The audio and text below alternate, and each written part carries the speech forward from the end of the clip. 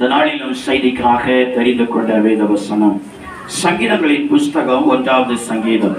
சங்கீதங்களின் புஸ்தகம் 1வது சங்கீதம் அதனுடைய 3வது வேத வசனத்தை ஒருவர் சத்தமாய் வாசிப்போம். சங்கீதங்களின் புஸ்தகம் 1வது சங்கீதம் அதன் 3வது வேத வசனத்தை ஒருவர் சத்தமாய் வாசிப்போம். அவன் நீர்க்கால்களின் ஓரமாய் நடப்பட்டு தன் காலத்தில் தன் கனியை தந்து இலை உதிராதிருக்கிற மரத்தை போல் இருப்பான். அவன் செய்வதெல்லாம் வாய்க்கும். அவன் நீர்க்கால்களின் ஓரமாய் நடப்பட்டு தன் காலத்தில் தன் கனியை தந்து இலை உதிராதிருக்கிற மரத்தை போல் இருப்பான். அவன் செய்வதெல்லாம் வாய்க்கும் என்று சொல்லி ஆண்டவராகிய கர்த்தர் இந்த சங்கீத புஸ்தகத்திலே விதமாக அவர் எழுதி வைத்திருக்கிறார். ஒரு குறிப்பிட்ட தெய்வ பிள்ளைகளை குறித்து ஆண்டவர் இந்த வேதத்தில் எழுதியிருக்கிறார். அவருடைய வாழ்க்கையை கர்த்தர் எப்படி மாற்றுகிறாராம்? இலை உதிராதிருக்கிறதான மரத்தை போல அவருடைய வாழ்க்கையை நான் மாற்றுவேன் என்று சொல்லி ஆண்டவராய் கர்த்தர் சொல்லுகிறார். ஸ்தோத்திர. இந்த செய்தியினுடைய தலைப்பு இலை உதிராதிருக்கிற மரமாய் இரு என்கிறதான தலைப்பில் என்னுடைய வார்த்தையை இந்த நாளில நாம் தியானிக்க போகிறோம். இலை உதிராதிருக்கிற மரம் அப்படின்னு சொன்னா ஆண்டவர் தேவனுடைய பிள்ளைகளை, தேவ பக்தி உள்ளவர்களை இலையே உதிராதிருக்கிற அந்த மரத்தை போல நீ இருப்பாய் என்று சொல்லுகிறாரே. அப்படியான இலை உதிராதிருக்கக்கூடிய மரம் எது? இதற்கு ஒரு தெய்வனுடைய மனுஷர் அவர் விளக்கத்தை அவர் சொல்லும் பொழுது, ஸ்தோத்திரம், அவர் குறிப்பாக எல்லாருக்கும் தெரிந்த, எல்லாரும் பார்க்கிற, எல்லாரும் பயன்படுத்துகிற, புசிக்கிறதான ஒரு பழத்தையோட மரத்தை தான் அவர் சொன்னார். ஸ்தோத்திரம். எதை சொன்னார் என்று சொன்னால் வாழை மரத்தை அவர் சொன்னார். வாழை மரத்தினுடைய இலை என்ன செய்யாதான்? அது உதிராது. அது உதிர்ந்து என்ன செய்யாது? விழாது. ஸ்தோத்திரம். அது வளர்ந்து வளர்ந்து மேலே வர வர அதனுடைய இலைகள் வந்து கொண்டே இருக்கும். ஸ்தோத்திரம். அந்த இலைகள் காய்ந்தா கூட நன்றாக மேலே போன பிற்பாடு கீழே இருக்கிற இலைகள் காய்ந்தால் கூட அந்த இலை என்ன செய்யாது? அதிலிருந்து உதிர்ந்து என்ன செய்யாது? தனியாக அது விழாது. ஸ்தோத்திரம். அது மாத்திரமல்ல, இதில் சொல்லப்பட்டு இருக்கிறது நீர்க்கால்கள் ஓரமாய் நடப்பட்டு என்று சொல்லி எழுதியிருக்கிறது. இந்த வாழை மரத்தையும் நீர்க்கால்களின் ஓரமாகத்தான் நடுவாங்க. ஸ்தோத்திரம்.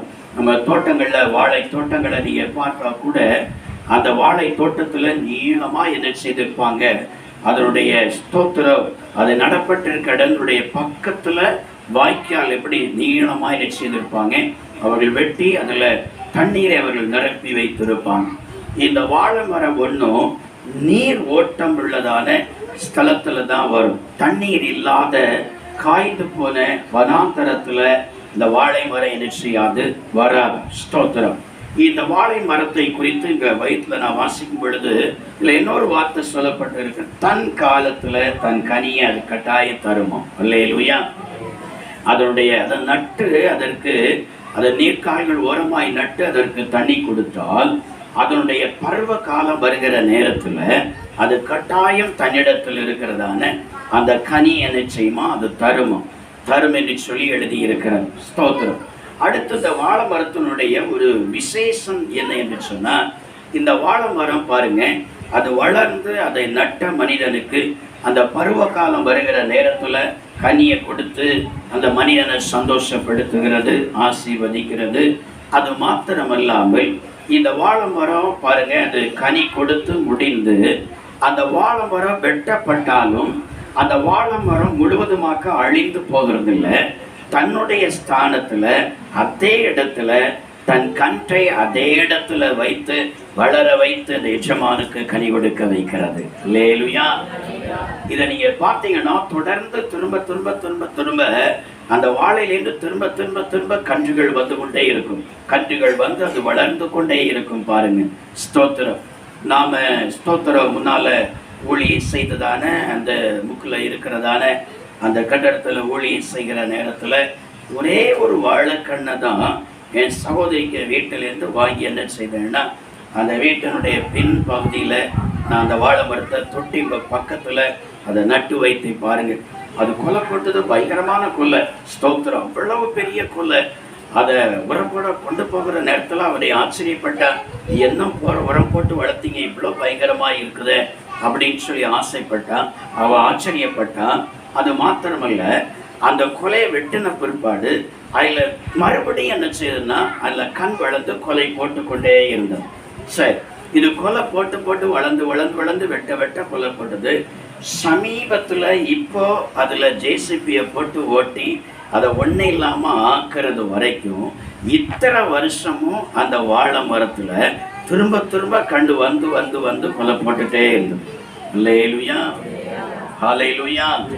ஆச்சரியம் பாருங்க. பல வருஷங்கள் கிட்டத்தட்ட எப்படியும் ஒரு 10 வருஷத்துக்கு மேலாகிலும் அந்த வாழை மரத்தில் அதிலேயே திரும்ப திரும்ப திரும்ப திரும்ப கண்டு வந்து வந்து வந்து கொலை போட்டு என்ன செய்தோம் அப்படியே வந்து கொண்டே இருந்தது. ஸ்தோத்திரம். சில வாழை மரத்தை என்ன செய்கிறாங்க, அது ஸ்தோத்திரம் ஒரு கொலை போட்ட உடனே அதை வெட்டி கண்ணை தனியாக என்ன செய்தாங்க பிடிக்கி வைத்திருந்தாங்க. வைத்து தனியாக நடுகிறாங்க. அந்த தனியாக நட்டாலும் அந்த வாழை மரம் தன் கனியை கொடுத்து தன் காலம் முடிந்து போகிற நேரத்தில் கட்டாயம் ஒரு கன்றை கொடுத்து விட்டு தான் போகிறது. அல்லேலூயா, அல்லேலூயா. ஆண்டவர் தேவனுடைய பிள்ளைகளுடைய வாழ்க்கையை இப்படி இந்த நீர்க்கால்களில் ஓரமாய் நடப்பட்டு தன் காலத்துல தன் கனியை தந்து இலை உதிராதிருக்கிற மரத்தை போல் இருப்பாய் என்று சொன்னால், தேவனுடைய பிள்ளைகளுடைய வாழ்க்கையிலும் இதே போலதான். அவர்களை கர்த்தர் ரட்சித்து சபையாகிய தோட்டத்துல கர்த்தர் கொண்டு வந்து நடுகிற நேரத்துல அவர்கள் இன்றைக்கு நாம் தியானிக்க போகிறதான சில வார்த்தையின்படியே அவர்கள் தங்கள் வாழ்க்கையில் அவர்கள் ஜீவிப்பார்களேயானால் அவருடைய ஜீவியத்தையும் கர்த்தர் அதை போல நட்ட கர்த்தருக்கும் பலன் கொடுத்து கனி கொடுக்க வைப்பார். அவருடைய காலம் போனாலும் அவருடைய சந்ததிகளை தொடர்ந்து கர்த்தர் அந்த ஸ்தானத்துல வைத்து சந்ததி சந்ததியாக கனி கொடுத்து பரலோகத்துல கர்த்தர் கூட்டி சேர்ப்பார். அல்லேலூயா. அதைத்தான் இன்னொரு சங்கீதத்துல நான் வாசித்து பார்த்தால் வேதம் சொல்லுகிறது, ஒரு சந்ததி அவரை சேவிக்கும், தலைமுறை தலைமுறையாக அது ஆண்டவருடைய சந்ததி என்னப்படும் என்று சொல்லி எழுதியிருக்கிறது. அல்லேலூயா.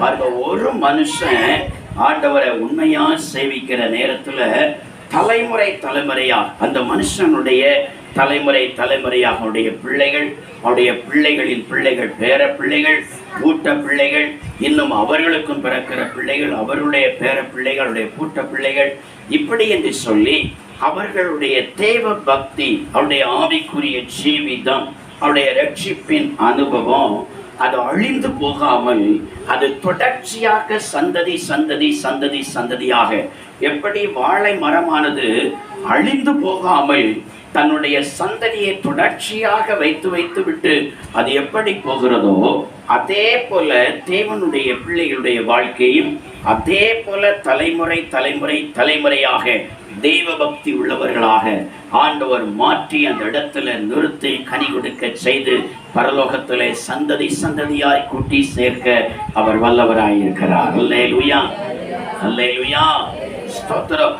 தேவன் அமிதமாக இந்த இலை உதிராதிருக்கிற அந்த மரத்தை போல தெய்வ பிள்ளைகளுடைய வாழ்க்கைய தலைமுறை தலைமுறையாக கர்த்தர் அவர்களை இந்த ஸ்தானத்துல ரட்சிப்பை தொடர்ச்சியாக கொடுத்து கொடுத்து கொடுத்து கொடுத்து அவருடைய சந்ததிகளை எல்லாம் ரட்சித்து ரட்சித்து ரட்சித்து கனி கொடுக்க செய்து அவருடைய சந்ததியெல்லாம் பரலோக சந்ததிகளாக வந்து கர்த்தர் கூட்டி சேர்க்க வேண்டுமானா அந்த தேவனுடைய பிள்ளைகள், அந்த ரட்சிப்பை பெறுகிற தேவனுடைய பிள்ளைகள் தங்களுடைய வாழ்க்கையில எப்படி இருக்க வேண்டும், என்ன செய்தா அவருடைய சந்ததிகளை இந்த இலை உதிராதிருக்கிற இந்த மரத்தை போல தலைமுறை தலைமுறையாக அந்த ரட்சிப்பை ஆண்டவர் தொடர வைப்பார். வேதம் என்ன சொல்லுகிறது?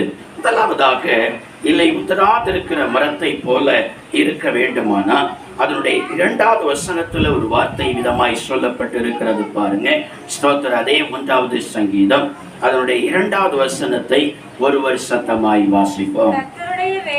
கர்த்தருடைய வேதத்தில் பிரியமாயிருந்து இரவும் பகலும் அவருடைய வேதத்தில் தியானமாய் இருக்கிற மனுஷன் பாக்கியவான். அவன் தான் நீர்க்கால்களின் ஓரமாக நடப்பட்டு தன் காலத்தில் தன் கனியை தந்து அந்த இலையே உதிராதிருக்கிற மரத்தை போல இருப்பான். அவன் செய்கிறதெல்லாம் வாய்க்கும் என்று சொல்லி எழுதியிருக்கிறது. கர்த்தருக்கு ஸ்தோத்திரம். யாரை கர்த்தர் அப்படி யாருடைய சந்ததிகளை சந்ததி சந்ததி சந்ததியாக ஆண்டவர் தேவ பக்தி உள்ளவர்களாக, ரட்சிப்புடையவர்களாக, பரலோகவாசிகளாக கர்த்தர் ஆயத்தப்படுத்தி அந்த ராஜ்யத்தில் கூட்டி சேர்க்கிறாராம். இந்த 2வது வசனம் சொல்கிறது, கர்த்தருடைய வேதத்தில் பிரியமாயிருக்கிற தெய்வ பிள்ளைகள். அல்லேலூயா, அல்லேலூயா. கர்த்தருடைய வேதத்துல பிரியமாயிருந்து இரவும் பகலும் அவருடைய வேதத்துல தியானமாக இருக்கிற அந்த தெய்வ பிள்ளைகளுடைய சந்ததிகளை தேவன் கைவிடுகிறது இல்லையா? அல்லேலூயா, அல்லேலூயா, ஸ்தோத்திரம். பாருங்க, ஆண்டவருடைய வேதத்துக்கு மேல நம்முடைய பிரியத்தை வைத்தா சந்ததியை ஆண்டவர் கைவிடாம ரட்சிப்பாராம். ஸ்தோத்திரம். உலகத்துல மனுஷன் பிறந்து விட்டாலே ஒவ்வொரு மனுஷனுடைய வாழ்க்கையிலும் ஒவ்வொரு காரியத்தை குறித்ததான பிரியம் இருக்கும். பாருங்க, சில காரியத்துல ரொம்ப பிரியம் வைத்திருப்பாங்க, சில பொருட்களுக்கு மேல ரொம்ப பிரியம் வைத்திருப்பாங்க, சில வஸ்திரத்துக்கு மேல ரொம்ப பிரியம் வைத்திருப்பாங்க, சிலர் தன்னுடைய வீட்டுல வளர்க்கிறதான அந்த செல்ல பிராணிகள் மேல ரொம்ப பிரியம் வைத்திருப்பாங்க, சிலர் தன்னுடைய வாழ்க்கையில தன் வீடுகளில நட்டிருக்கிறதான அந்த செடி கொடிகளுக்கு மேல ரொம்ப பிரியம் வைத்திருப்பாங்க. இப்படி ஒவ்வொரு மனுஷனுக்கும் இந்த பூமியில ஒவ்வொரு காரியத்தின் மேல ரொம்ப பிரியம் இருக்கிறது. சில மனுஷர்களுக்கு மேல, சில வாலிய பிள்ளைகள் சில வாலிய பையங்களுக்கு மேல, அதே போல வாலிய பையங்க சில வாலிய பிள்ளைகளுக்கு மேல, இப்படி ஒவ்வொரு காரியத்துல ஒவ்வொருவருக்கும் ஒரு பிரியம் இருக்கிறது. அல்லேலூயா. நான் சொன்ன இந்த பிரியத்தினால அவருடைய சந்ததிகள் ஆசீர்வதிக்கப்பட முடியாது. இந்த பிரியத்தினால அவருடைய சந்ததிகளை ஆண்டவர் ரட்சிக்க முடியாது. இந்த உலகத்திற்குரிய காரியத்தின் மேல ஒரு பிரியத்தை வைத்திருப்பதினால அதனால் அவருடைய சந்ததிகள் ரட்சிக்கப்பட மாட்டாது. அதனால் அவருடைய சந்ததிகள் தேவ பக்தி உள்ளவர்களாய் மாறிவிட மாட்டார்கள். அதனால் அவருடைய சந்ததிகளுக்கு ரட்சிப்பு வந்து பரலோக ராஜ்யத்தில் என்ன செய்து விட மாட்டார்கள், பிரவேசித்து விட மாட்டார்கள்.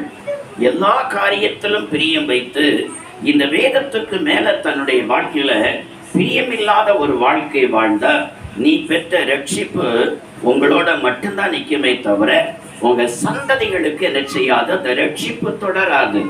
சந்ததிகளுக்கு ரட்சிப்பு வராது. ஏதோ நீங்க ஆண்டவருக்கு வசனத்தை கேட்டீங்க, கர்த்தருக்கு பயந்தீங்க, உங்க வாழ்க்கையை அர்ப்பணித்தீங்க, ரட்சிக்கப்பட்டீங்க. ஆனா தொடர்ந்து உங்க வாழ்க்கையில இந்த வேத புஸ்தகத்துக்கு மேல உங்களுக்கு பிரியம் வரல, இந்த வேதத்துக்கு மேல பிரியம் வரல, இதை எப்போதும் வாசிக்கணும் என்ற எண்ணம் வரல, ஒரு வெறுப்பாய் இருக்கிறது. சிலருக்கு பைபிளை கையில எடுத்தாலே தூக்கம் வருது, சிலருக்கு இந்த பைபிளை கையில எடுத்து வாசிக்க ஆரம்பிச்சாலே கொட்டாயி வருகிறது, சிலருக்கு இந்த பைபிளை கையில எடுப்பதற்கு வெறுப்பாய் இருக்கிறது. இப்படி இருந்தா நீங்க பெற்ற ரட்சிப்போட ஸ்டாப்பு, அவ்வளவுதான். உங்களுடைய சந்ததிகளை ஆண்டவர் என்ன செய்ய முடியாது, ரட்சிக்க முடியாது. பைபிள் வசனம் தெளிவா சொல்லி இருக்கிறது. வசனத்தை மிஞ்சி ஆண்டவர் யாருக்கும் அவர் இரக்கம் பாராட்டுகிறவர் அல்ல. வசனத்தை மிஞ்சி யாரையும் போய் அவர் ரட்சிக்கிறவரும் அல்ல.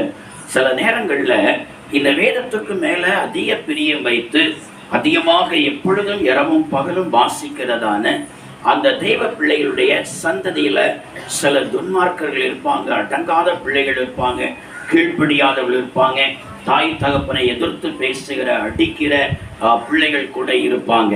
பல நேரங்கள்ல பாருங்க, அந்த தாயார் சில நேரங்கள்ல கண்ணீரோட தான் அந்த பைபிளை வாசிப்பாங்க.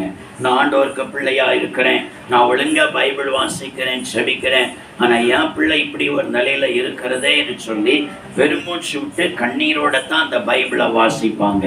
ஆனா தேவன் அவர்களை கைவிடுகிறதே இல்லை. அவங்க எவ்வளவு அடங்காதவர்களாய் போனாலும், எவ்வளவு துன்மார்க்கராய் போனாலும், எவ்வளவுதான் அவர்கள் தாய் தகப்பனுக்கு கீழ்ப்படியாதவர்களாக போனாலும், அந்த பெற்றோருடைய ஜீவிதத்தில் காணப்பட்ட அந்த தெய்வ பக்தியினால இந்த வேதமும் கையுமாக எப்பொழுதும் இந்த வேதத்துக்கு மேல தன் முழு பிரியத்தை வைத்து எப்பொழுதும் இரவும் பகல் இதை வாசித்து கொண்டிருந்தா அந்த பிள்ளை எவ்வளவு அடங்காதவனா ஊதாரியா போனாலும் வேலை வருகிற நேரத்துல கர்த்தருடைய வேளையில அந்த பிள்ளை போகிற வழியில கர்த்தர் ஒரு நாள் சந்தித்து ரட்சிப்பார். அல்லேலூயா. அந்த பிள்ளைய கர்த்தர் ரட்சிக்காம கர்த்தர் எடுக்க மாட்டார். கட்டாய கர்த்தர் அப்படிப்பட்ட அந்த பிள்ளைக்கு ஒரு நாளில கர்த்தர் ரட்சிப்பை கட்டாயம் கொடுப்பார். ஏதாயிலும் ஒரு சூழ்நிலையை கர்த்தர் உருவாக்குவார். ஏதாயிலும் ஒரு ஒண்ணி கர்த்தர் தூண்டி போட்டு இழுப்பார், இல்லைய வலையை வீசி கர்த்தர் இழுப்பார். வலையில் அகப்படாம அந்த பிள்ளை போச்சுன்னா தூண்டிலையாவது கர்த்தர் அகப்படுத்தி எப்படியாயும் அந்த பிள்ளையை கர்த்தர் இழுத்து கொள்ளுவார். இப்படி எத்தனையோ பரிசுத்தவான்கள் தங்களுடைய வாழ்க்கையில அவர்கள் சாட்சி சொல்லி இருக்கிறாங்க. நான் எவ்வளவு என் பிள்ளைய நினைச்சு நான் கண்ணீர் வடித்தேன். என் பிள்ளையால் எனக்கு நிம்மதி இல்லை, சமாதானம் இல்லை, அவ்வளவு வேதனைப்பட்டேன், அவ்வளவு ராத்திரியெல்லாம் நான் அழுது நான் புலம்புவேன். ஆனா இன்னைக்கு என் பிள்ளைய ஆண்டவர் சந்தித்திருக்கிறார், என் பிள்ளைய ரட்சித்திருக்கிறார் என்று சொல்லுகிற சாட்சிகள் இன்றைக்கு எத்தனையோ இருக்கிறது. தேவனுடைய பிள்ளைகளை பரிசுத்த ஆவியானவர் இன்றைக்கு இந்த காலை பரிசுத்த ஆராதனையில வந்திருக்கிற உங்களுக்கும் அதைத்தான் சொல்கிறார். அல்லேலூயா, அல்லேலூயா. கர்த்தருக்கு ஸ்தோத்திரம். உங்க பிள்ளைகள் ரட்சிக்கப்பட வேண்டுமா? உங்க பிள்ளைகள் தெய்வ பக்தி உள்ளவர்களாய் மாற வேண்டுமா? இன்னைக்கு ஞானஸ்நானம் எடுக்கிற உங்களுடைய வாழ்க்கையை கர்த்தர் நீர்கால்களின் ஓரமாய் நாட்டி கர்த்தர் செழிப்பாக மாற்றி கர்த்தர் வரும் நாட்களில் உங்க தலைமுறைகளை கர்த்தர் தெய்வ பக்தி உள்ளவர்களாக, உங்களை விட அதிக பக்தி உள்ளவர்களாக மாற்ற வேண்டுமா? கர்த்தர் சொல்லுகிற வார்த்தை, என் வேதத்திலேயே உன் பிரியத்தை வை. இதுவரைக்கும் உன்னுடைய வாழ்க்கையில உலகத்துல எதன் மேலாயிரம் உன் பிரியம் இருந்திருக்கலாம். எனக்கு இது நல்லா பிடிக்கும், இது எனக்கு ரொம்ப பிரியமானது, எனக்கு நல்லா பிடிக்கும் என்று சொல்லி உலகத்துல ஏதோ ஒரு காரியத்தின் மேல, ஒரு பொருளின் மேலோ அல்லது ஒரு மனுஷன் மேலோ, ஒரு வஸ்திரத்தின் மேலோ, ஒரு ஆடம்பரத்தின் மேலோ நீ ஏதாயிலும் காரியத்துல உன் பிரியத்தை வைத்திருக்கலாம். ஆனால் ஆண்டவராய் இயேசு கிறிஸ்து சொல்கிறார், இது உன்னை நித்தியத்தில் வழிநடத்தாது, இது உன் சந்ததிகளை ரட்சிக்காது. உன்னுடைய வாழ்க்கையில நீ இயேசு கிறிஸ்துனுடைய இந்த வேதத்துக்கு மேல உன் பிரியத்தை வை. அதிகமாக இந்த வேதத்தை நீ நேசி, அதிகமாய் நேசித்து அதிக பிரியத்தை வைத்து இதை உன்னுடைய ஒரு நண்பனை போல, இதை உன்னுடைய தோழியை போல உன்னுடைய வாழ்க்கையில எண்ணி எப்பவும் இந்த வேதத்தை நேசித்து நேசித்து இதை வாசித்து வாசித்து உன்னுடைய வாழ்க்கையில் அதை கை கொள்ள, நிச்சயமாக இந்த வேதம் உன்னை உயர்த்தும். இந்த வேதம் உன்னை ஆசீர்வதிக்கும். இந்த வேதம் உன் சந்ததிகளை எல்லாம் ஆசீர்வதித்து பரலோக சந்ததிகளாய் மாற்றும். அல்லேலூயா, அல்லேலூயா. கர்த்தருக்கு ஸ்தோத்திரம். இதில் அவிதமாக இந்த வேதத்திற்கு மேல பிரியம் வைத்து இதை எப்பொழுதும் வாசித்தவர்கள் தங்களுடைய வாழ்க்கையில அதனால அநேக நன்மைகளை அனுபவித்த பரிசுத்தவான்கள் அநேகர் இருக்கிறார்கள். அபிநமா அனுபவித்த பரிசுத்தவான்களில சிலர் தான் இந்த வேதத்துல எழுதும் போது கூட இந்த வசனத்தில் விதமாய் அவர் எழுதி இருக்கிறாங்க. சங்கீதங்களின் புஸ்தகம் 119வது சங்கீதம் அதனுடைய 12வது வசனத்தை நாம் வாசித்து பார்த்தால், அநேகம் ஆயிரம் பொன் வெள்ளியை பார்க்கலும் நீர் விளம்பின வேதமே எனக்கு நலம் என்று சொல்லுகிறார். அல்லேலூயா.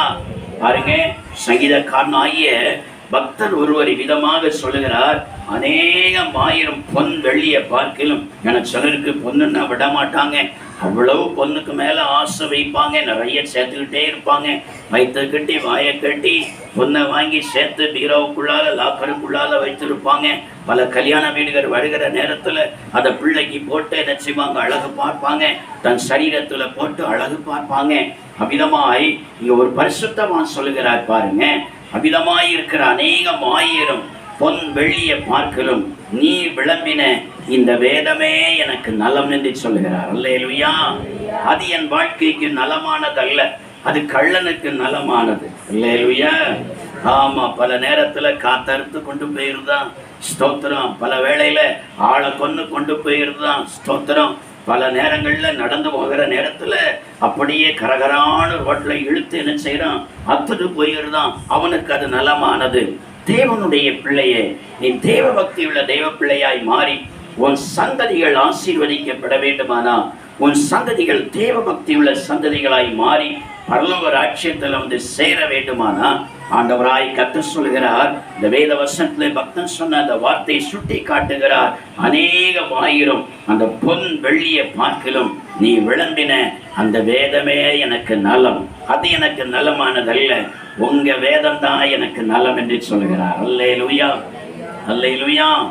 சங்கீதங்களின் புஸ்தகம் 119வது சங்கீதம் 165வது வசனத்தை நாம் வாசித்து பார்த்தால், உம்முடைய வேதத்தை நேசிக்கிறவர்களுக்கு மிகுந்த சமாதானம் உண்டு, அவர்களுக்கு இடறல் இல்லை என்று சொல்லி எழுதியிருக்கிறார். பாருங்க, இந்த வேத புஸ்தகத்தை யார் அதிகமாக நேசிக்கிறார்களோ, இதுக்கு மேல அதிக பிரியத்தை வைத்து அதிகமாக இந்த வேதத்தை யார் நேசிக்கிறார்களோ அவர்களுக்கு மிகுந்த சமாதானம் உண்டாம். அல்லேலூயா, அல்லேலூயா.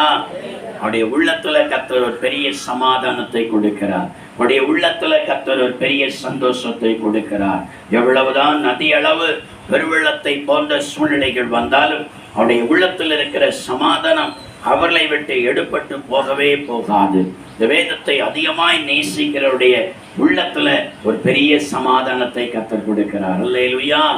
பாருங்க, மனுஷனுடைய வாழ்க்கையில உலகத்து மனுஷனுடைய வாழ்க்கையை கவனித்து பார்த்தா உலகத்திற்குரிய எல்லா ஆசீர்வாதம் இருக்கிறது. பாருங்க, உலகத்துக்குரிய ஐஸ்வர்யம் இருக்கும், ஆசீர்வாதம் இருக்கும், பொண்ணு வெள்ளி இருக்கும், பணம் இருக்கும், செல்வம் இருக்கும், வசதி இருக்கும், நிறைய ஆஸ்திகள் எல்லாம் இருக்கும். ஆனா எது மாத்திரம்தான் இருக்காது தெரியுமா? ஸ்தோத்திரருடைய ஜீவியத்துல சமாதானம் மாத்திரம்தான் இருக்காது. கர்த்தருக்கு ஸ்தோத்திரம். பாருங்க, அநேக ஆஸ்திகளை பார்க்கலும் ஐஸ்வர்யத்தை பார்க்கலும் நம்முடைய உள்ளத்துல ஆண்டவரோட சமாதானத்தை தருகிறாரு. அதுதான் அதை பார்க்கலும் மிகப்பெரிய ஆசீர்வாதமாய் இருக்கிறது. அல்லேலூயா, அல்லேலூயா. நிறைய பணத்தை கையில வச்சுட்டு, பொன்னும் வெள்ளியை வச்சுட்டு, நிறைய ஸ்தோத்திர சொத்து சுகத்தெல்லாம் வச்சுட்டு உள்ளத்துல சமாதானம் இல்லைன்னா அவங்களால சந்தோஷமாய் வாழ முடியுமா? அவர்களால் நிம்மதியாய் தூங்க முடியுமா? ஸ்தோத்திரம். உள்ளத்துல சந்தோஷம் இல்லைன்னா தூக்கம் கூட வராது. படுக்கையில கண்ணீரை வடித்து கொண்டே இருப்பாங்க. உடைய வாழ்க்கையில ஒரு நிம்மதி இருக்காது. பாருங்க, ஸ்தோத்திரம். எப்ப நான் சாவேன், எப்ப இந்த உலகத்தை விட்டு போவேன் என்று சொல்லிதான் தன்னுடைய வாழ்க்கையில அதை எதிர்பார்த்து சொல்லிக்கொண்டே இருப்பாங்க. ஆனா ஆண்டவராகிய கர்த்தர் சொல்கிறார், அவ்வளவு பெரிய ஆசீர்வாதத்தை பார்க்கிலும், அவ்வளவு பெரிய செல்வத்தை பார்க்கிலும் ஆண்டவருடைய வேதத்தை தியானிக்கிற தேவ பிள்ளைகளுக்கு தேவன் கொடுக்கிற இந்த சமாதானம் அதை விட மேலாயிருக்கிறது. அல்லேலூயா. இந்த வேதத்தை நேசிக்கிறவர்களுக்கு தான் கர்த்தர் மிகுந்த சமாதானத்தை தேவன் கொடுக்கிறார். அவர்களுக்கு இடறல் இல்லை என்று சொல்லி அவர் சொல்லுகிறார். சங்கீதங்களின் புஸ்தகம் 119வது சங்கீதம் அதனுடைய 92வது வசனத்தை நாம் வாசித்து பார்த்தால், உமது வேதம் என் மன மகிழ்ச்சியாய் இராதிருந்தால் என் துக்கத்திலே அமர்ந்து போயிருப்பேன் என்று சொல்கிறார். அல்லேலூயா. உம்முடைய வேதம் மட்டும், இந்த வேத வசனம் மட்டும் என் உள்ளத்துல மன மகிழ்ச்சியா மட்டும் இல்லைன்னு சொன்னா, அவ்வளவுதான் என் வாழ்க்கையில வருகிற துக்கத்துல அவ்வளவுதான் நான் அமிழ்ந்து போயிருப்பேன், அவ்வளவுதான் நான் மடிந்து போயிருப்பேன் என்று சொல்லுகிறார். கர்த்தருக்கு ஸ்தோத்திரம். அப்படியானால் இந்த வேத வசனம் துக்கத்துல ஒரு பெரிய ஆறுதலை கொடுக்கிறது. துக்கப்படுகிற ஜனங்களை அது பெரிய ஒரு சமாதானத்தை கொடுக்கிறது, ஆறுதலை கொடுக்கிறது, அவர்களை தைரியப்படுத்துகிறது, அவர்களை உற்சாகப்படுத்துகிறது. இந்த வேத வசனம் அவர்களை வாழ வைக்கிறது. அல்லேலூயா. சத்தமா சொல்லுவோம், அல்லேலூயா. கர்த்தருக்கு ஸ்தோத்திரம். பல நேரங்கள்ல பிள்ளைகள் நல்லா படிக்கணும்னு சொல்லி ஆசைப்படுவாங்க. பெற்றோருக்கும் அவருடைய ஆசை இல்லை, என் பிள்ளை நல்லா படிக்கணும், நல்லா படிக்கணும், நல்ல பட்டம் வாங்கணும், கல்யாணத்துக்கு பிள்ளைகளுக்கு காடுல என்ன செய்யணும், பேருக்கு பின்னால அப்படியே நிறைய போட்டு விடணும் அப்படி என்று சொல்லி ஆசை. நிறைய படிக்கணும் என் பிள்ளை, மற்றவங்க பார்த்தா ஆச்சரியப்படணும், ஓ இந்த பிள்ளை இவ்வளவு படிச்சிருக்காளா என்று சொல்லி அவர்கள் நிச்சயம் சொல்லிக் கொள்ளணும், ஆச்சரியப்படணும் என்று சொல்லி பெற்றோருக்கும் ஆசை. பல நேரங்கள்ல பிள்ளைகளுக்கும் ஆசை. பாருங்க, என்னத்தை தான் நம்முடைய வாழ்க்கையில அதிகமாக நாம் படித்தால், உலகத்திற்குரிய கல்வியை நாம் அதிகமாய் படித்து நிறைய பட்டங்களை நம்முடைய பேருக்கு பின்னால போட்டாலும், இந்த வேதத்தை மாத்திரம் நம்முடைய வாழ்க்கையில படிக்காவிட்டால் நாம் படித்ததான கல்வி அனைத்துமே நம்முடைய வாழ்க்கையில வேஸ்டாக மாறிவிடுகிறது. அதனால நாம் பரலோகத்து போக முடியாது. அதனால ஒரு மனுஷன் கல்வியினால மட்டும் ஒரு மனுஷன் ஆசீர்வாதத்துல வந்து வர முடியாது. ஒரு மனுஷனை ஆசீர்வதிக்கிறதும் உயர்த்துகிறதும் கர்த்தருடைய வேலையாய் இருக்கிறது. அவரே ஒருவனை தாழ்த்துகிறார், ஒருவனை உயர்த்துகிறார். அவரே ஐஸ்வர்யம் அடைய செய்கிறார், அவரே தரித்திரம் அடைய செய்கிறார். ஸ்தோத்திரம். அவரே பாதாளத்தில் இறங்க பண்ணுகிறார், அவரே பாதாளத்திலிருந்து ஏறவும் பண்ணுகிறார். எல்லாம் ஆண்டவருக்கு கருத்துல தான் இருக்குது. அல்லேலூயா. அவன் நினைச்சா பாதாளத்துல தள்ளுவார், அவன் நினைச்சா பாதாளத்தின் விளிம்பில நிற்கிற மனுஷனை மேல ஏறிவான்னு சொல்லி ஆண்டவர் தூக்கி விடுவார். அல்லேலூயா.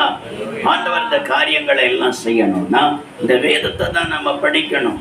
நாம் அதிகமாக உலகத்திற்குரிய கல்விகளை நாம் படித்து கூட இந்த வேத புஸ்தகத்தை படிக்காவிட்டால் நம்முடைய வாழ்க்கையில இந்த உலகத்திற்குரிய கல்வியை படித்தது கூட பல நேரங்களில நம்முடைய ஜீவிதத்திற்கு அந்த வேஸ்டாய் மாறி விடுகிறார். பழைய பிரசங்கிமார் ஒரு சம்பவத்தை அவங்க சொல்லுவாங்க பாருங்க. ஒரு நாள் ஒரு படித்த ஒரு கல்விமான் அவர் என்ன செய்தார், அவர் ஒரு ஆற்றை கடந்து மறுக்கரைக்கு போவதற்காக அதுல நிற்கிறதான ஒரு படகுல படகோட்டி கேட்டு, என்ன அந்த மறுக்கரையில நீ கொண்டு விடுவியா என்று சொல்லி கேட்டு அந்த படகுல அவர் ஏறினார் பாருங்க.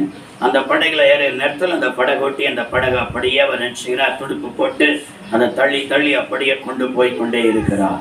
போய்கொண்டே இருக்கிற நேரத்துல அந்த கல்விமான் அந்த படகோட்டியை பார்த்து பேச ஆரம்பித்தார். பேச ஆரம்பித்து அநேக காரியங்களை, ஏன்பா இப்படி படகு ஓட்டுற வேலை செய்யற, நீ படிக்கலையா அப்படின்னு சொல்லலாம் கேட்கிறார். கேட்டு, சரி உனக்கு தமிழ் இலக்கண சாஸ்திரம் தெரியுமாப்பான்னு சொல்லி கேட்டார். சொன்னா, எனக்கு தமிழ் இலக்கணனாலே என்னன்னு தெரியாது, அது எனக்கு தெரியாதுன்னு சொல்லுகிற நேரத்தில் கல்விமான் சொன்னார், ஐயையோ உன் வாழ்க்கையில காவாசியே இழந்து போனியே அப்படி என்று சொல்லி அவர் வருத்தப்பட்டார்.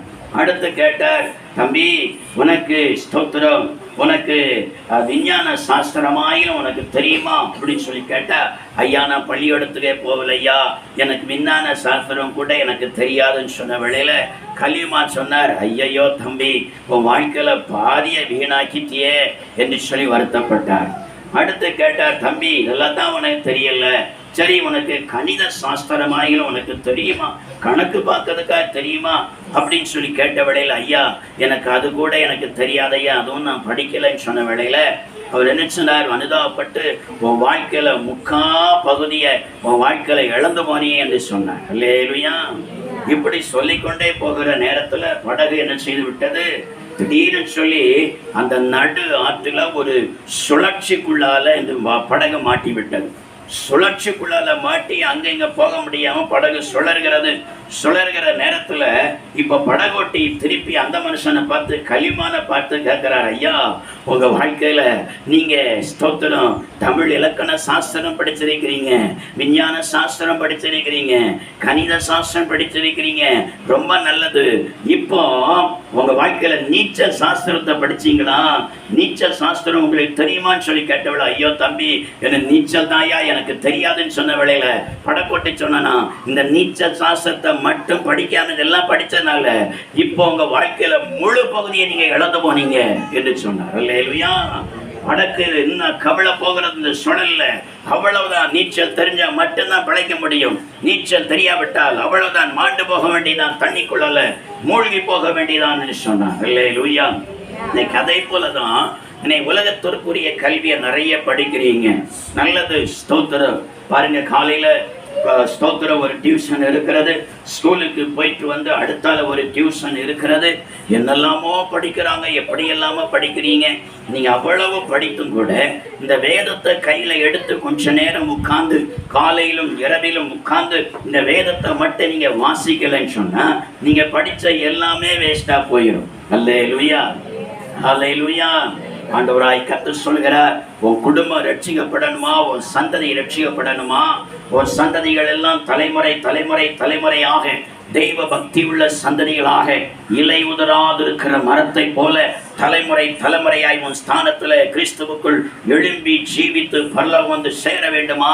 ஆண்டவராய் கர்த்தர் சொல்கிறார், இந்த வேதத்துல உன் பிரியத்தை வை, இந்த வேதத்துல பிரியத்தை வைத்து இரவும் பகலும் இந்த வேதத்தையே நீ தியானித்து கொண்டிரு, அப்பொழுது உன் வாழ்க்கையை கர்த்தர் இலை உதராதிருக்கிற மரத்தை போல் வைப்பேன் என்று சொல்கிறார். அல்லேலூயா, அல்லேலூயா.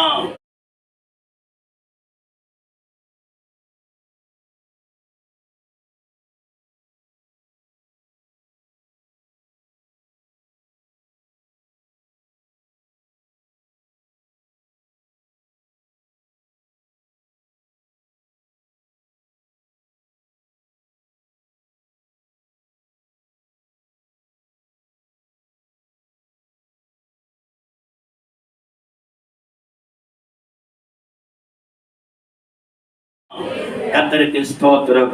இரண்டாவதாக, இந்த இலை உதிராதிருக்கிற மரம் என்று சொன்னா என்ன வேதம் என்ன சொல்லுகிறது? அப்படி ஜீவிக்க வேண்டுமானா தேவனுடைய பிள்ளைகள் என்ன செய்ய வேண்டும்? நம்முடைய வாழ்க்கையை கர்த்தர் இலை உதிராதிருக்கிற மரத்தை போல் மாற்ற வேண்டுமானா என்ன செய்யணும்?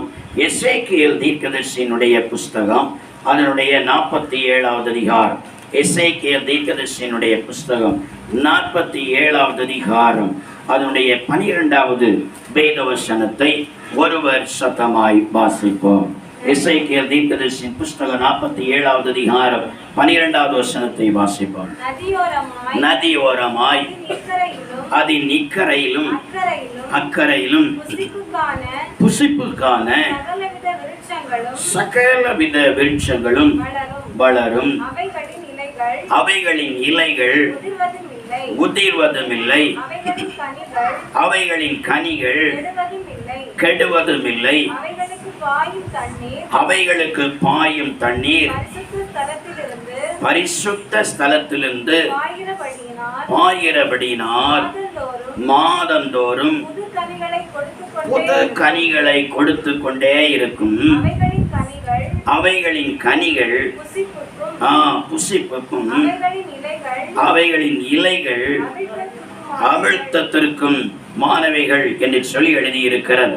என வாசித்து பார்க்கும் பொழுது அவைகளின் இலைகள் உதிர்வதும் இல்லை என்று சொல்லி எழுதியிருக்கிறது. எந்த மரத்தினுடைய இந்த இலைகள் எங்க இருக்கிறதுனால இது உதிராமல் இருக்கிறதா? அவைகளுக்கு பாயும் தண்ணீர் பரிசுத்த ஸ்தலத்திலிருந்து பாய்கிறபடினால அந்த ஓரத்துல நிக்கிறதான அந்த மரத்தினுடைய இலைகள் என்ன செய்வதில்லையா? அது உதிர்வதே இல்லையா? இலை உதிராதிருக்கிற மரமாக அது காணப்படுமா? அல்லேலூயா, அல்லேலூயா. இந்த வேதத்துல நான் வாசித்து பார்க்கும் பொழுது முந்தின 1வது வசனத்துல நான் வாசித்து பார்த்தால், பின்பு அவர் என்னை ஆலயத்தின் வாசலுக்கு திரும்பி வர பண்ணினார். இதோ மாசற்படியின் கீழிருந்து தண்ணீர் புறப்பட்டு கிழக்கே ஓடுகிறதாய் இருந்தது என்று சொல்லி எழுதியிருக்கிறது. எசேக்கியேல் தீர்க்கதரிசிய தரிசனத்துல பாருங்க, அவர் கொண்டு போய் காட்டுகிறார், ஆலயத்தை காட்டுகிறார். பரலோகத்தில் இருக்கிற அந்த தேவனுடைய ஆலயத்தை அவர் காட்டுகிறார். காட்டுகிற நேர ஆலயத்திற்கு கீழிருந்து தண்ணீர் என்ன செய்கிறதா? புறப்பட்டு ஓடுகிறது, புறப்பட்டு ஓடுகிறது. வேதம் சொல்லுகிறது, இந்த தண்ணீர் அப்படியே பாய்ந்து பாய்ந்து எங்கெல்லாம் ஓடுகிறதோ, கீழே நான் வாசித்து பார்த்தால் 9வது வசனத்துல நான் வாசித்து பார்க்கும் பொழுது சம்பவிப்பது என்னவென்றால், இந்த நதி போகும் இடமெங்கும் சஞ்சரிக்கும் ஜீவ பிராணிகள் யாவும் பிழைக்கும். இந்த தண்ணீர் அங்கே வந்தபடியினால் வெகு ஏராளமான மச்சங்களும் உண்டாயிருக்கும். இந்த நதி போகும் இடமெங்கும் உள்ள யாவும் ஆரோக்கியப்பட்டு பிழைக்கும் என்று சொல்லி எழுதியிருக்கிறது. கர்த்தருக்கு ஸ்தோத்திரம். பாருங்க, இப்படி ஒரு நதி என்ன செய்கிறது? ஆண்டவருக்கு சங்கத்திலிருந்து ஆலயத்திலிருந்து வாசப்படிக்குள்ள புறப்பட்டு ஓடுகிறதாம். இந்த நதி எங்கெல்லாம் போகிறதோ அங்க இருக்கிற ஜீவராசிகள் எல்லாம் பிழைக்குமா? அந்த நதி எங்கெல்லாம் போகிறதோ அது நிறைய இருக்கிறது, அதுல இருக்கிறது எல்லாமே ஆரோக்கியப்படும் என்று சொல்லி கர்த்தருடைய வேதம் சொல்லுகிறது. பாருங்க, அப்படிப்பட்ட அந்த நதியினுடைய ஓரத்துல நிற்கிறதான அந்த மரத்தினுடைய இலை என்ன செய்வதில்லையா? நான் முதல்ல வாசித்தோம், உதிர்வதில்லை என்று சொல்லி எழுதியிருக்கிறது. அல்லேலூயா. அதனுடைய கனியும் என்ன செய்கிறதா? அதன் கனியும் மிகவும் என்ன செய்வதில்லை? ஆசீர்வாதமாயிருக்கிறது. அது கெடுவதே இல்லை, கனி கெடுவதே இல்லைன்னு சொல்லி எழுதியிருக்கிறது. கர்த்தருக்கு ஸ்தோத்திரம். பாருங்க, அப்படியானால் இது எதை குறிக்கிறது தெரியுமா? தேவனுடைய ஜீவ நதியை குறிக்கிறது. அல்லேலூயா. ஆட்டுக்குட்டியானவரிடத்திலிருந்து புறப்பட்டு வருகிற ஒரு ஜீவ நதி, அதுதான் பரிசுத்த ஆவியினுடைய அபிஷேகத்திற்கு அடையாளமாய் இருக்கிறது. பாருங்க, இந்த ஜீவ நதி எங்கெல்லாம் பாய்ந்து போகிறதோ, ஸ்தோத்திரம். இன்னைக்கு பாருங்க, இன்னைக்கு அநேக ஆவிக்குரிய சபைகளில ஜீவ நதி என்ன செய்கிறது? பாய்ந்து ஓடுகிறது. அல்லேலூயா, அல்லேலூயா. கர்த்தரை ஸ்தோத்திரம். கடந்த ஞாயிற்றுக்கிழமை கன்வென்ஷன்ல, நம்முடைய தலைமை ஸ்தாபனத்தில் உள்ள கன்வென்ஷன்ல நம்முடைய மனோகரன் பாஸ்டர் பிரசங்கிக்கிற நேரத்தில் சொன்னார், இன்றைக்கு அநேக ஆவிக்குரிய சபைகள்ல எல்லாம் எது குறைவா இருக்குது? பரிசுத்த ஆவியில நடத்தப்படுகிறது இன்னைக்கு குறைவாக இருக்கிறது. பரிசுத்த ஆவியில நடத்தப்படுகிறது குறைவாய் இருக்கிறதுனால பாருங்க, அங்கே வளருகிற அந்த பயிர்ல என்ன செய்கிறது, அதனுடைய பயிர் வளர்ந்து வந்து கதவிடுகிற நேரத்துல அதுல இருக்கிறதான மணியாக வரவிடாதபடிக்கு அந்த பாலை அப்படியே பூச்சிகள் வண்டுகள் பாலை உறிஞ்சுகிறதுனால மணியாய் வர வேண்டியவைகள் சாவியாய் என்ன செய்து விடுகிறது, வருகிறது.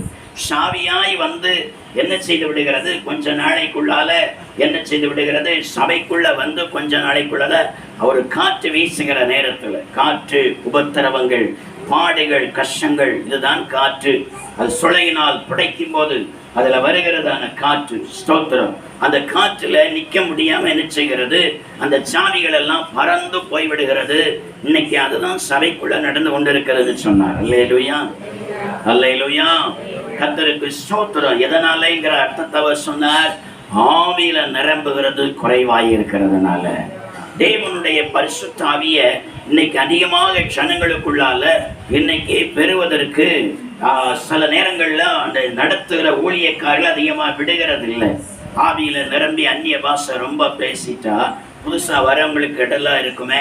ஏன்னா பல பாரம்பரிய சபைகளிலிருந்து வருவாங்க, ஒரு மார்க்கத்திலிருந்து வருவாங்க.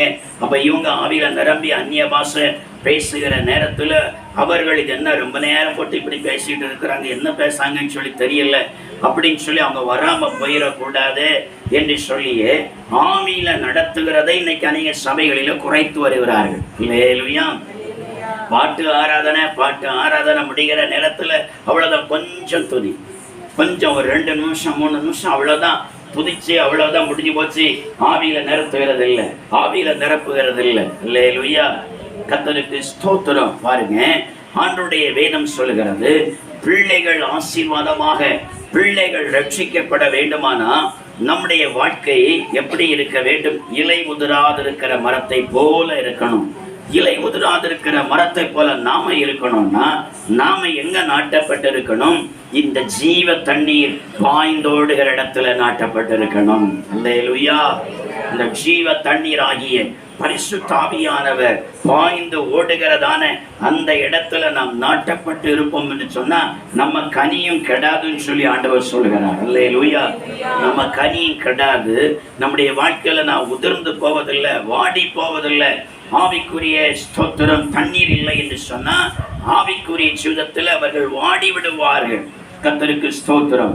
ஆகையினால் ஆண்டவர் சொல்கிறார், நீ ஆவி பரிசுத்த ஆவியாகிய ஜீவத்த நீர் பாய்ந்து ஓடுகிற இடத்துல இருந்து உன் ஜீவிதத்துல எப்பொழுதும் இந்த ஜீவ தண்ணீரை பானம் பண்ணி இரவிலும் பகலிலும் ஆவியில நிரம்புகிறவர்களாக, அந்நிய பாஷைகளை பேசுகிறவர்களாக, எப்பொழுதும் ஆவியிலே நிரம்பி அந்நிய பாஷைகளை பேசி ஜெபிக்கிற தெய்வ பிள்ளைகளாய் இருந்தால் கர்த்தர் சொல்கிறார், உன் வாழ்க்கையில இலை உதிராதிருக்கிற மரத்தை போலிருப்பாய்.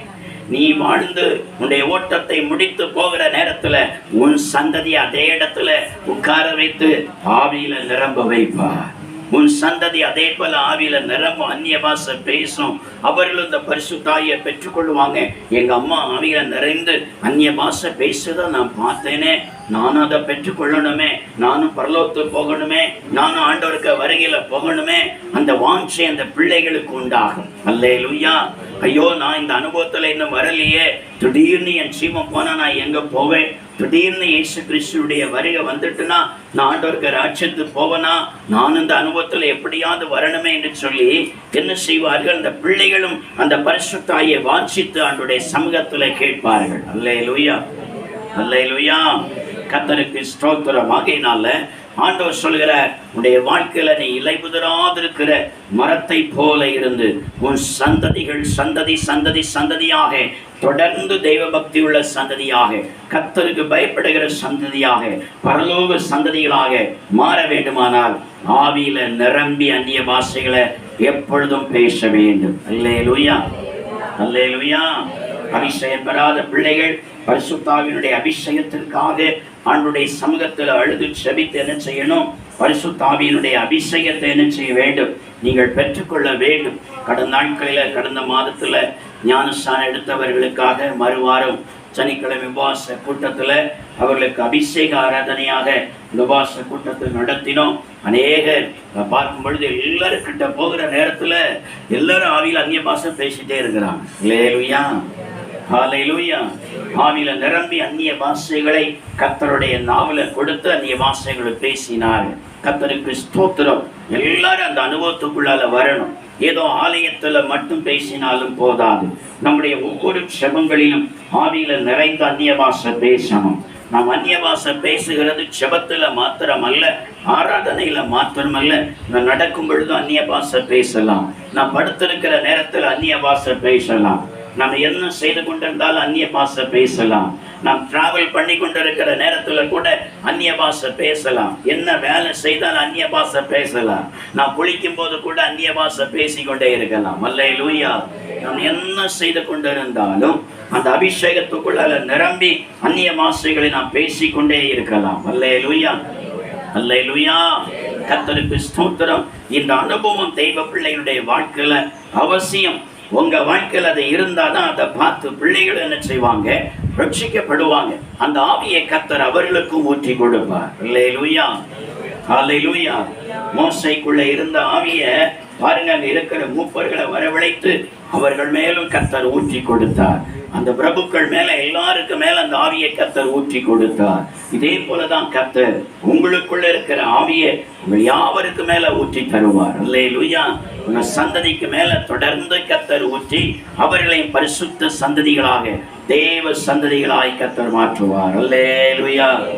சத்தமாய் கர்த்தரை மகிமைப்படுத்துவோம். அல்லேலூயா. கர்த்தருக்கு ஸ்தோத்திரம்.